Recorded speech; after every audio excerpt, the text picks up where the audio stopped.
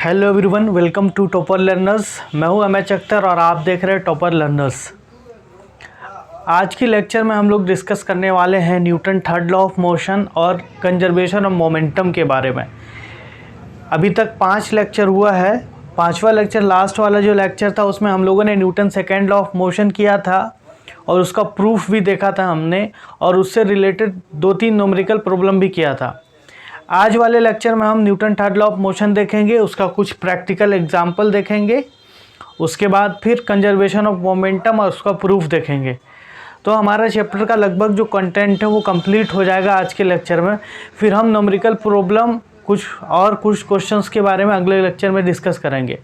अगर पहली बार आप विज़िट कर रहे हैं चैनल पे, तो चैनल को सब्सक्राइब कर दीजिए और ज़्यादा से ज़्यादा लोगों तक शेयर कीजिए और लाइक करना बिल्कुल मत भूलिएगा। लाइक भी कीजिए और बेल आइकन को दबा दीजिए ताकि जो भी वीडियो अपलोड हो उसकी नोटिफिकेशन पहले आपको मिले। क्लियर? तो लास्ट लेक्चर में हम लोगों ने F=ma प्रूफ किया था। F=ma यानी फोर्स बराबर मास इंटू एक्सेलरेशन। फोर्स जो है वो मास और एक्सेलरेशन का मल्टीपल है। आज हमको डिस्कस करना है third law of motion. Third law of motion, third law of motion.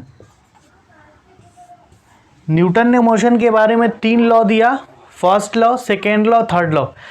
In first law we have got idea about force, what is force, या फिर हम ये कह सकते हैं कि first law of motion force को डिफाइन किया। Second law of motion magnitude of force को, कि कितना फोर्स लगेगा, यानी चेंज इन स्पीड या चेंज इन पोजीशन जो है वो डिपेंड करेगा अप्लाइड फोर्स पे। ये सेकेंड लॉ ऑफ मोशन था। अब थर्ड लॉ ऑफ मोशन जो है वो हमको आइडिया देगा किसके बारे में, तो डायरेक्शन ऑफ फोर्स के बारे में। थर्ड लॉ ऑफ मोशन ये कहता है कि एक्शन और रिएक्शन क्या होता है, इक्वल होता है लेकिन अपोजिट डायरेक्शन में। एक्शन एंड रिएक्शन इक्वल होता है लेकिन अपोजिट डायरेक्शन में। Action and reaction is equal but in opposite direction. Sir ये एक्शन क्या है और रिएक्शन क्या है? एक एग्जांपल से समझते हैं हम।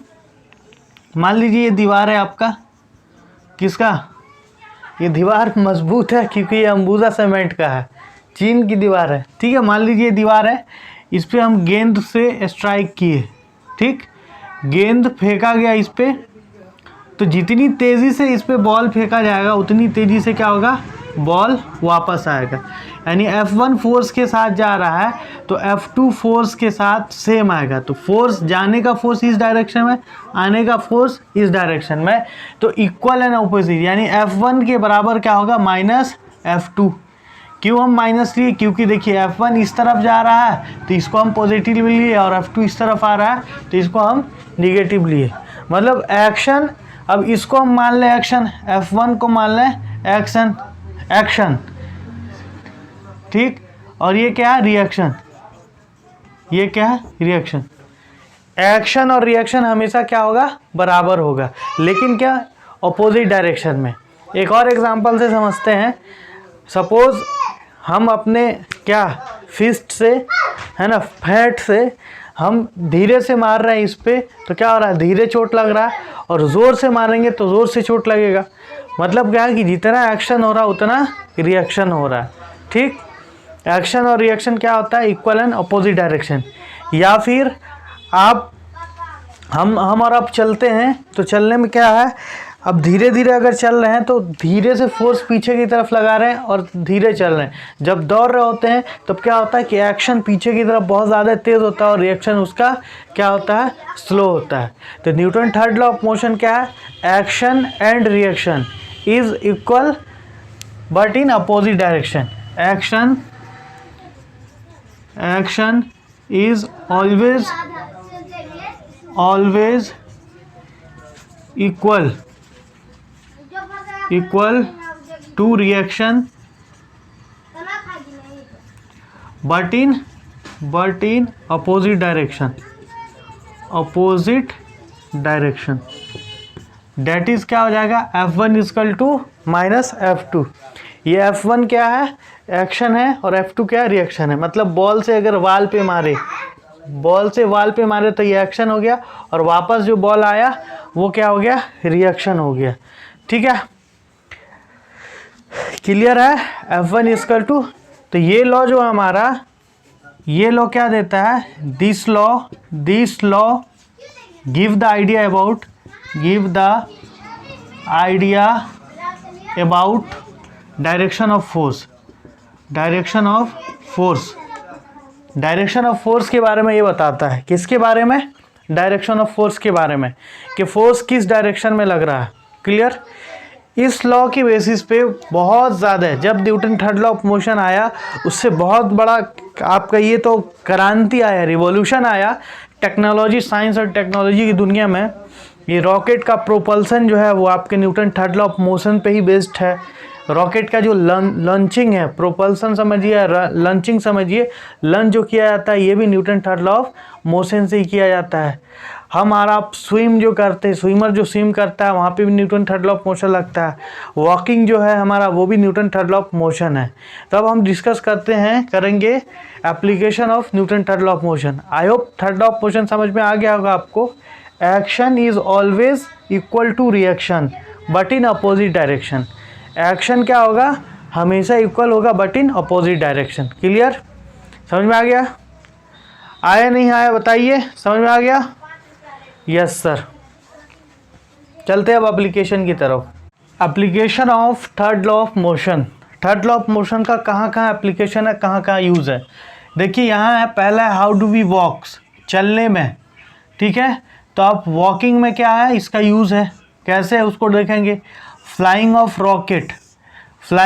रॉकेट या जेट एरोप्लेन, या फ्लाइंग ऑफ बलून, यहाँ पे बलून भी लिख सकते हैं, balloon, flying of balloon, flying of balloon. उसके बाद boat and ship, movement of boat and ship में। उसके बाद केस ऑफ हॉर्स पाइप जो फायर ब्रिगेडियर में होता है। ठीक, हॉर्स पुलिंग कार्ट, जब घोड़ा कार्ट को खींच रहा होता है। और recoil velocity, recoil of guns, है ना। The case of recoils of gun, इसको डिस्कस करना है। देखिए सिंपल एग्जांपल है वॉकिंग। जब वॉकिंग कर रहे होते हैं तो हम फोर्स किस तरफ लगाते हैं, पीछे की तरफ, और इसके रिएक्शन में हम आगे की तरफ जाते हैं। तो जितना हम फोर्स, जैसे अभी हम खड़े हैं तब देखिए आगे अगर मूव कर रहे हैं तो पैर से हम क्या कर रहे हैं, पीछे की तरफ फोर्स लगा रहे हैं। ठीक है, तो ये यहाँ पे भी हमारा Newton third law of motion काम कर रहा है। फ्लाइंग ऑफ रॉकेट, मान लीजिए ये आपका रॉकेट है, ठीक, रॉकेट है ये, मान लीजिए। अब ये जो फ्लाइंग करेगा तो ये, इसमें क्या होता है, फ्यूल होता है। फ्यूल जब बर्न करता है तो ये हेवी अमाउंट ऑफ फ्लेम नीचे की तरफ क्या करता है, पुश करता है नीचे की तरफ। बहुत ज़्यादा फ्लेम निकलता है हाई प्रेशर के साथ, high pressure causes high force के साथ। तो ये फोर्स नीचे की तरफ लगता है और इसके रिएक्शन में रॉकेट ऊपर की तरफ जाता है। तो रॉकेट का प्रोपल्सन, रॉकेट का ऊपर जाना क्या है, रिएक्शन है। एक्शन क्या है, तो फ्यूल का जल के उसमें क्या करना, आग निकालना, फ्लेम निकालना, उसके रिएक्शन में रॉकेट ऊपर जाता है। क्लियर? उसके बाद है the case of boat and ship. The case of boat and ship, मान लीजिए ये बोट है, ठीक, ये आगे की तरफ अगर मूव कराना है, इसको आगे की तरफ मूव कराना है तो बम्बू स्टिक से पीछे की तरफ क्या करता है बोटमैन, पीछे की तरफ इसको खींचता है।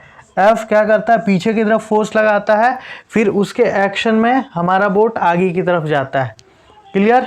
तो बोट एंड शिप में भी वही है। शिप में मशीन्स यानी इंजन के थ्रू फोर्स पीछे की तरफ लगता है और आगे की तरफ क्या जाता है, आपका शिप जाता है। उसी तरीके से द केस ऑफ स्विमिंग भी आप ले सकते हैं। स्विमिंग में भी इसका यूज़ होता है। क्लियर? उसके बाद अगला है आपका the case of hose pipe वो पाइप होता है जो आग बुझाने के लिए, जो फायर ब्रिगेडियर का आपको गाड़ी आता है उससे पानी निकलता है। ठीक है, पानी हाई प्रेशर के साथ निकल रहा है, तो हाई प्रेशर के साथ जब पानी निकलेगा तो उसको हैंडल करना, फायरमैन जो उसको पकड़े रहता है उसको फायरमैन बोलते हैं, उसके लिए बहुत टफ होता है। तो एनसीईआरटी में क्वेश्चन दिया है, why it is difficult to hold hose pipe for a fireman. तो क्या होगा कि जब हॉर्स पाइप से पानी इजेक्ट करता है तो they poses very high pressure, high force, so उसके रिएक्शन में उससे उतना ही फोर्स पीछे की तरफ लगता है, so it is tough to handle by the fireman of hose pipe, to hose pipe. Clear. उसके बाद हॉर्स पुलिंग द कार्ट, तो हॉर्स जो है, घोड़ा जो है कार्ट को खींचेगा, घोड़ा पीछे की तरफ फोर्स लगाएगा, आगे की तरफ क्या होगा, मूव करेगा कार्ट। एनसीईआरटी में क्वेश्चन है कि why action and reaction is equal, always equal and opposite, then why horse can pull the cart. क्या होगा इसका answer, because horse is eating chana. हाँ, क्योंकि घोड़ा चना खाता इसीलिए, कार्ट नहीं खाता। नहीं सर, वो थोड़ी होगा। बिकॉज हॉर्स जो है वो जो रिएक्टिव फोर्स है, यानी फोर्स ऑफ रिएक्शन जो है, यानी फ्रिक्शन और उस कार्ट के बीच जो फोर्स लग रहा है उससे ज़्यादा फोर्स लगाता है हॉर्स, और कार्ट को खींच लेता है। Clear. Because horse applying more force than the frictional force, so it can pull the cart. अब ये रिक्वायल वेलोसिटी ऑफ गन, यानी the case of recoils of guns. अब देखिए ये रिक्वाइलिंग क्या है, ये रिक्वाइल का क्या मतलब है समझिए। दोबारा से भरना नहीं। रिक्वाइल का मतलब, मान लीजिए ये बंदूक है, ठीक है, देख रहे हैं, हाँ सिक्सर है ये। अब क्या हुआ, ट्रिगर दबाने के बाद जब बुलेट निकला तो ये पीछे की तरफ मूव किया, तो ये जो पीछे की तरफ मूव कर रहा है ना आपका गन, यही क्या है, recoil velocity. The velocity with which gun move backward during firing is known as recoil velocity. पढ़ना है उसको, करना है। वो वेलोसिटी जिसके थ्रू गन पीछे की तरफ मूव करता है ड्यूरिंग फायरिंग, वो क्या है, रिक्वाइल वेलोसिटी ऑफ गन है। अब ये रिक्वाइल वेलोसिटी ऑफ गन होता किस वजह से है, तो जब बुलेट आगे की तरफ निकलेगा तो बहुत फोर्स कॉज मोशन, यानी मोशन कॉज फोर्स हो जाएगा। जैसे ही बंदूक से गोली निकलेगा, बुलेट निकलेगा, उसके पास बहुत ज़्यादा मोशन होगा, जिसके कारण वो पीछे की तरफ फोर्स लगाएगा, तो आगे की तरफ मूव कर रहा है, और उसके रिएक्शन में क्या हो रहा है, बंदूक आपका पीछे की तरफ आ रहा है। तो ये क्या हो जाएगा, recoil velocity of gun. The case of recoils of gun, ये भी क्या है, थर्ड लॉ ऑफ मोशन का एक एग्जाम्पल है। क्लियर। आई होप ये सब आपको समझ में आ गया होगा। यहाँ से क्वेश्चन बनता है हॉर्स पाइप से, ये आपका पुलिंग ऑफ कार्ट से, और रिक्वाइल वेलोसिटी ऑफ गन तो पूछता है, इस पर न्यूमेरिकल भी करना है। लेकिन उससे पहले हम लोग कंजर्वेशन ऑफ मोमेंटम देखेंगे, फिर रिक्वाइल वेलोसिटी ऑफ का फार्मूला देखेंगे, और कैसे हमको सोल्व करना उसके बारे में डिस्कस करेंगे। यहाँ तक आपको समझ में आया कि नहीं आया? रॉकेट वाला भी समझ में आ गया होगा। जब फ्यूल जलता है तो नीचे की तरफ क्या फ्लेम निकलता है, वो होता है एक्शन, उसके रिएक्शन में क्या जाता है, रॉकेट ऊपर की तरफ। कहाँ, तारों के शहर में। नहीं, चलिए आई होप समझ में आ गया होगा। अगर आ गया हो तो लाइक तो बनता है, लाइक कीजिए, कमेंट कीजिए, ज़्यादा से ज़्यादा शेयर कीजिए। ठीक है, चलते अब कंजर्वेशन ऑफ मोमेंटम की तरफ। देखिए अब हमारा टॉपिक है conservation of momentum. Conservation of momentum क्या है उसको समझिए। मोमेंटम तो हम जानते हैं, मोमेंटम क्या है, मास इनटू वेलोसिटी। मोमेंटम क्या है, momentum equal to mass into velocity. हमको पता है it is the product of mass into velocity. मतलब अगर कोई भी ऑब्जेक्ट मूव कर रहा है तो उसके पास क्या है, मोमेंटम है। इतना तो हम जानते हैं सर। तो फिर कंजर्वेशन ऑफ मोमेंटम क्या है, तो देखिए कंजर्वेशन ऑफ मोमेंटम को समझने के लिए इस फिगर को आप समझिएगा। ये मान लीजिए आपका, ये हो गया आपका कार, ठीक, ये है कार, ठीक है। मान लीजिए फिगर है बेकार, तब भी आप मानिए ये है कार, ठीक। सर फिगर है बेकार, लेकिन आपको मानना पड़ेगा ये है कार, और ये है बस, ठीक। मान लीजिए ये है बस, ये हो गया बस, ये हो गया कार, ठीक है। देख रहे हैं ना, ये है बस, ये है कार, दोनों एक ही सड़क पे चल रहा है, मान लीजिए ये रुका हुआ है, इसका u 0 है और ये किसी स्पीड से चल रहा है, ठीक है। ये जो बस है इसकी वेलोसिटी v है, चल रहा है, ठीक। या फिर आप यूँ समझिए कि हाँ इसके पास भी वेलोसिटी है, लेकिन बस का वेलोसिटी क्या है, इस तरीके से चल रहा है कि बस का वेलोसिटी ज़्यादा है, बस का वेलोसिटी ज़्यादा है, ठीक है। v जो है v ऑफ b ज़्यादा है v ऑफ c के। अब क्या होगा, ये आकर के इसको टकराएगा ना। टकराने के बाद क्या होगा कि इसका स्पीड बढ़ जाएगा। क्या होगा, कार का स्पीड टकराने के बाद, कोलिजन के बाद कार का स्पीड बढ़ जाएगा और बस का स्पीड घट जाएगा। तो क्या हुआ कि यहाँ पे बस का जो स्पीड घटा वो बर्बाद हो गया। अरे क्या हुआ, बर्बाद हुआ। यहाँ बस का स्पीड जब इससे टकराया कार से, जब कोलिजन हुआ, तब क्या बस का स्पीड जो घटा वो बर्बाद हो गया। कहाँ गया वो बस का स्पीड, सर उस बस का स्पीड कार में चला गया। तो बस का स्पीड क्या हुआ, ट्रांसफ़र हुआ। क्या हुआ, बस का स्पीड ट्रांसफ़र हुआ। तो इसका मोमेंटम जो था वो घटा और इसका मोमेंटम बढ़ा। मतलब मोमेंटम नहीं तो क्रिएट हुआ नहीं तो डिस्ट्रॉय हुआ, क्या हुआ, यहाँ पे ट्रांसफ़र हुआ। तो मोमेंटम कंजर्व कहने का मतलब ये है कि मोमेंटम जो है नहीं तो क्रिएट होता है नहीं तो डिस्ट्रॉय होता है, वो क्या होता है, ट्रांसफ़र होता है। कब, जब एक बॉडी दूसरे बॉडी से टकराएगा तो चूर चूर हो जाएगा नहीं, मोमेंटम ट्रांसफ़र हो जाएगा। पहले हम लोग जानते थे कि जब एक बॉडी से दूसरा बॉडी टकराएगा तो चूर चूर हो जाएगा। अब फिजिक्स में आप क्या समझिएगा, जब एक बॉडी दूसरे बॉडी से टकराएगा तो मोमेंटम ट्रांसफ़र हो जाएगा, मतलब मोमेंटम कंजर्व हो जाएगा। जब एक बॉडी दूसरे बॉडी से टकराएगा तो मोमेंटम कंजर्व हो जाएगा, चूर चूर नहीं होएगा, मोमेंटम कंजर्व हो जाएगा, ठीक है। तो ड्यूरिंग कॉलिजन मोमेंटम एक बॉडी का क्या होता है, डिक्रीज़ होता है, दूसरे बॉडी का इंक्रीज़ होता है। तो जिसका डिक्रीज़ हुआ है वो बर्बाद नहीं होता है, वो क्या होता है, कंजर्व। कंजर्व को हिंदी में बोलते हैं संरक्षण। संरक्षण मतलब संरक्षित हो जाता है। संरक्षित समझते हैं, सुरक्षित नहीं, संरक्षित। क्लियर।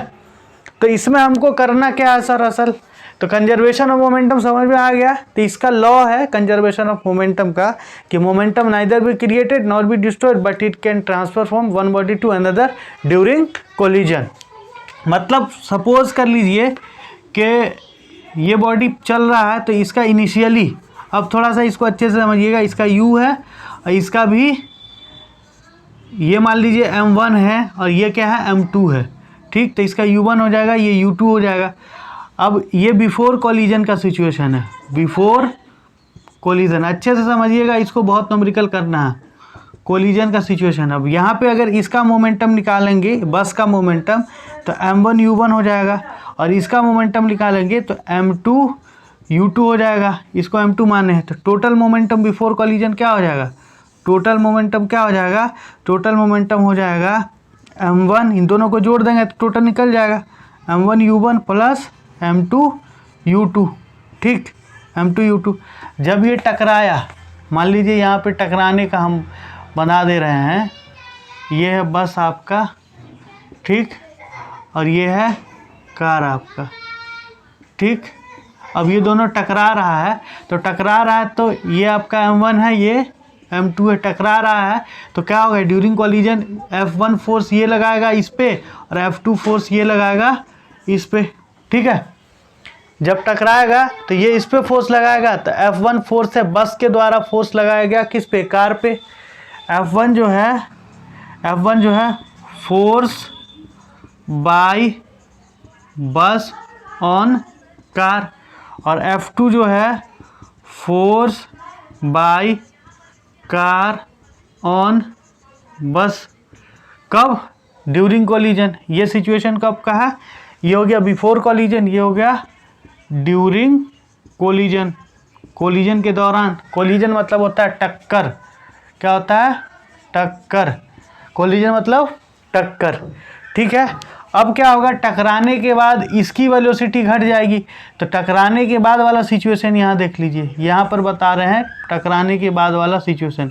ये आपका बस m1, ये आपका कार, ठीक।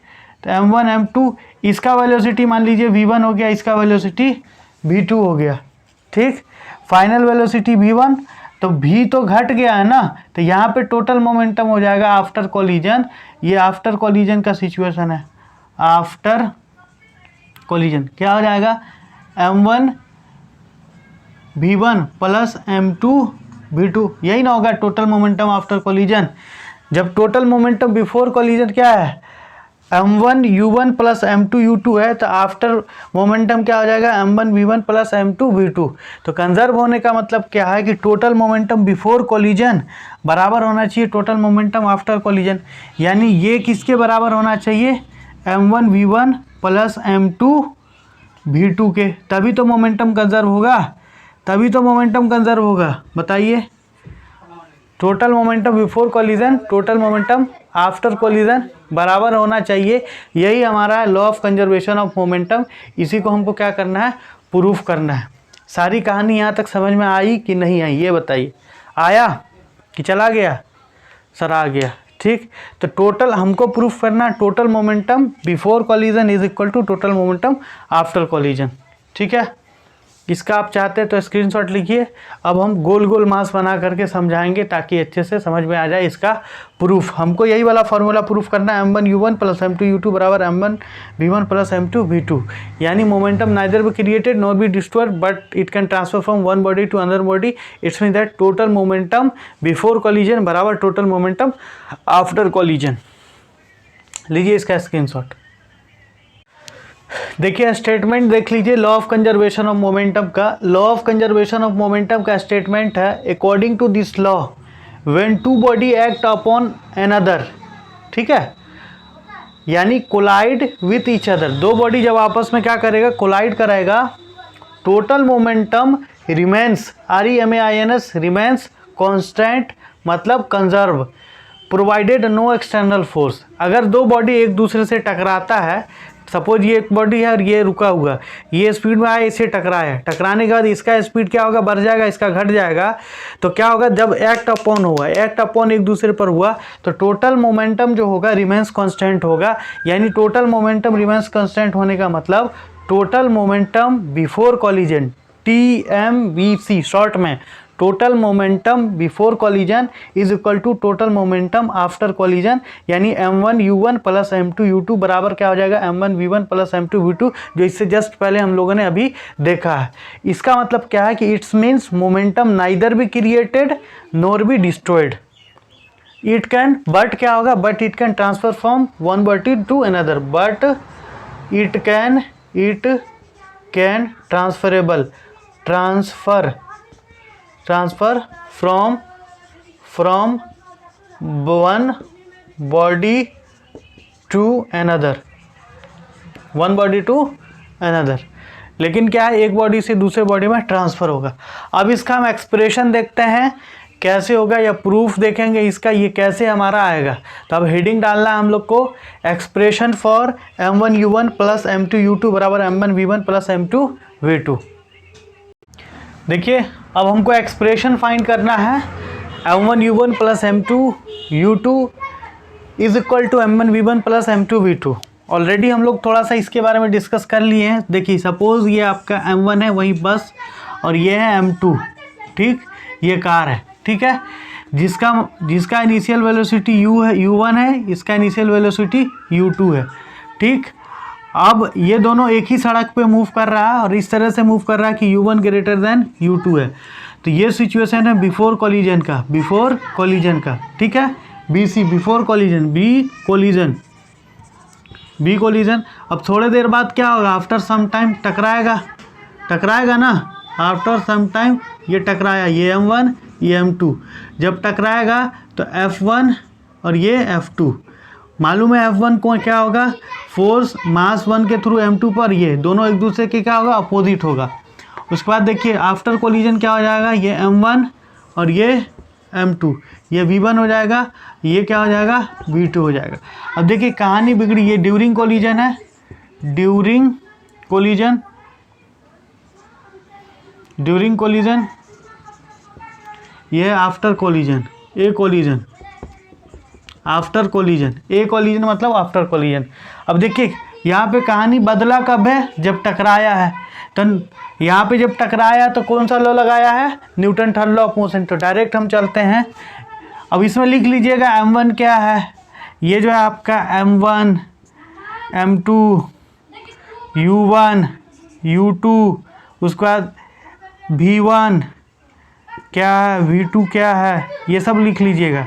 m1 क्या, mass of body 1, m2 mass of body 2, u1 velocity of body, वह इनिशियल वेलोसिटी ऑफ बॉडी 1 यानी initial velocity of mass 1, u2 initial velocity of mass 2, v1, उसके बाद f1 क्या है और f2 क्या है, इन सबको आप लिख लीजिएगा। f1 क्या है, force by m1 on m2, और f2 क्या, force by m2 upon m1, दोनों क्या होगा, इक्वल और ऑपोजिट होगा। तो हम डायरेक्ट करते हैं now from third law of motion, क्या हो जाएगा, थर्ड लॉ ऑफ मोशन के अनुसार ये हो जाएगा f1 equal to minus f2, यहाँ पे f1 equal to minus f2। अब देखिए f बराबर क्या होता है ma, तो ये क्या हो जाएगा m1 a1 बराबर माइनस m2 a2, ठीक। और a बराबर क्या होता है b minus u by T, और क्या हो जाएगा m1 v1 minus u1 by T. Time तो सेम रहेगा क्योंकि यही एक ही टाइम में दोनों कोलिजन हो रहा, बराबर माइनस क्या हो जाएगा minus m2 into v1 minus v2, यहाँ इसका a2 क्या होगा, v2 minus u2 by T, ठीक है। इस टी से इस चीज़ को कैंसिल कर दिए। अब आगे देखिए, और क्या हो जाएगा m1 v1 minus m1 u1 बराबर m2 v2, ये माइनस में, ये वाला माइनस में, और देखिए ये माइनस और ये माइनस क्या हो जाएगा, प्लस m2 v2, दिख रहा, प्लस m2 v2। क्लियर है यहाँ तक, बताइए, यहाँ तक क्लियर हो तो एक बार बताइए, समझ में आ रहा है, यस सर आ रहा है, ठीक। तो ये m1 v1 m2 v2 minus m2 v2, ये है आपका माइनस में, ये क्या है माइनस में। अब इसको अरेंज कीजिए, v1 वाले को एक तरफ, u1 वाले को एक तरफ, तो देखिए, और m1 v1 ये इधर प्लस में, ये इधर m2 v2 माइनस में, तो इस तरफ लाएंगे, बराबर के इस तरफ लाएंगे तो ये प्लस हो जाएगा, m2 v2 बराबर ये हो जाएगा u2, ये क्या हो जाएगा u2 m2 u2, यहाँ u2 है। अब क्या हो जाएगा, ये m2 u2, अब ये m1 u1 को उस तरफ लीजिएगा, इधर माइनस में, तो उधर क्या हो जाएगा m1 u1, ठीक है। अब इसको हम अरेंज कर देते हैं, अब इसको क्या कर देते हैं, अरेंज कर देते हैं, m1 v1 प्लस m2, इसको ये वाले को अरेंज कर लीजिए, m1 u1 plus m2 u2 बराबर m1 v1 plus m2 v2, मतलब टोटल मोमेंटम बिफोर कोलिजन बराबर total momentum after collision. Proof हो गया, प्रूफ हुआ। ये वाला m1 देखिए, ये भी प्लस में, ये भी प्लस में, तो आगे पीछे लिख सकते हैं, कोई फर्क नहीं पड़ेगा, इसमें कंफ्यूज मत होइएगा आप लोग, ठीक है। आई होप समझ में आ गया होगा। मेन ये याद रखना है कि जब टकराता है तो F1 बराबर माइनस F2 होता है। न्यूटन थर्ड लॉ का अभी हम लोग देखे थे एक्सप्रेशन, F1 बराबर माइनस F2। अब फोर्स का फार्मूला हमको पता है, F बराबर ma होता है। यहाँ पे बिकॉज में लिख दीजिए अगर चाहते हैं तो, चूँकि F इक्वल टू क्या होता है, ma होता है। तो F1 इक्वल टू क्या हो जाएगा, m1 a1, और F2 इक्वल टू ये माइनस में है तो m2 a2। तो m1 a का formula v minus u by T, acceleration बराबर क्या होता है, यहाँ पे भी आप चाहते हैं तो चूँकि लिख के a बराबर होता है, a इक्वल टू होता है v minus you by T. Acceleration का फार्मूला क्या होता है, a बराबर v minus you by T. तो यहाँ पे क्या हो जाएगा, v1 minus u1 by T, minus ये क्या है, माइनस है, कौन वाला, तो ये वाला माइनस है, m2 v2 minus u2 by T, ये t से t कैंसिल। सर यहाँ पे TA क्यों लेंगे, तो टकराना तो एक ही समय हो रहा है ना, कि अलग अलग समय, इसीलिए t लेंगे। उसके बाद इसको अरेंज किए, m1 v1 माइनस M1U1 बराबर, ये देखिए माइनस M2V2, माइनस M2V2, अब ये वाला माइनस ये माइनस, तो माइनस इंटू माइनस क्या होता है प्लस, तो प्लस M2U2। अब इसको अरेंज कर दी तो हमारा total momentum before collision is equal to total momentum after collision आ गया। क्लियर? इस पे आता है सवाल भर भर के, बहुत सवाल आता है, इसलिए इसको अच्छे से समझिए। ठीक है, लैंग्वेज कैसे लिखिएगा, suppose body have mass m1 moving with initial velocity u1 and body have mass m2 moving with initial velocity u2 such that u1 greater than u2। After some time m1 collide with m2 and f1 force act by m1 upon m2 and f2 force act by m2 upon m1, then its final velocity becomes v1 and v2। Now from third law of motion, उसके बाद ये पूरा लिख दीजिएगा। ठीक है, ठीक है, समझ में आ गया? हाँ सर समझ में आ गया। इसका आप स्क्रीनशॉट ले सकते हैं। चलते हैं फिर आगे रिक्वायर्ड वेलोसिटी की तरफ। देखिए अब है आपका required velocity of gun. The velocity with which gun move backward during firing is known as required velocity of gun. Already application में हम बताए थे कि मान लीजिए गन से हम बुलेट फायर करते हैं तो गन बैकवर्ड की तरफ आ रहा, बैकवर्ड ड्यूरिंग क्या फायरिंग आ रहा, तो ये जो बैकवर्ड मूव कर रहा है यही रिक्वायर्ड वेलोसिटी ऑफ गन है। ठीक है, तो इसका फॉर्मूला हमको फाइंड करना है। ठीक है, तो इसके लिए आप समझिए, यहाँ पे ये मान लीजिए आपका ये क्या हो गया, आपका गन हो गया, ये ट्रिगर है। ठीक है, ये आपका गन हो गया। ठीक, ये गन है। अब इनिशियली गन क्या है, इसका मास हम बड़का m ले लें और यहाँ इसके अंदर बुलेट है। ठीक, ये आप बुलेट, इसका मास छोटा ले लें, ये हो गया बुलेट। रॉयल एनफील्ड नहीं, गोली, हाँ बुलेट, बुलेट। ठीक, ये बुलेट हो गया, ये मास ऑफ गन हो गया, गन। ठीक, तो कैपिटल M हम मान लिए मास ऑफ गन और स्मॉल m मान लिए मास ऑफ बुलेट।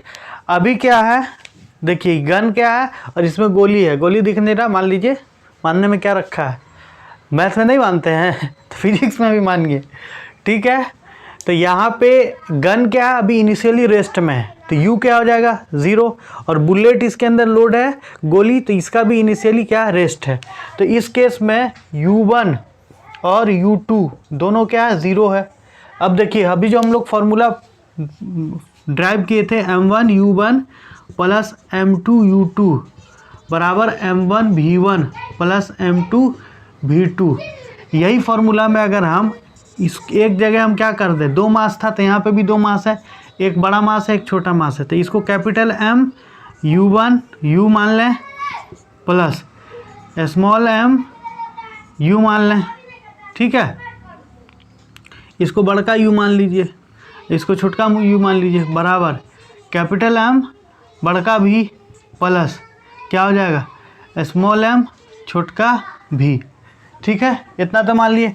अब इनिशियली क्या है, ये भी 0, यानी बड़ा वाला भी U0, ये 0, तो ये टोटल क्या हो जाएगा 0 बराबर M V प्लस M छोटका V।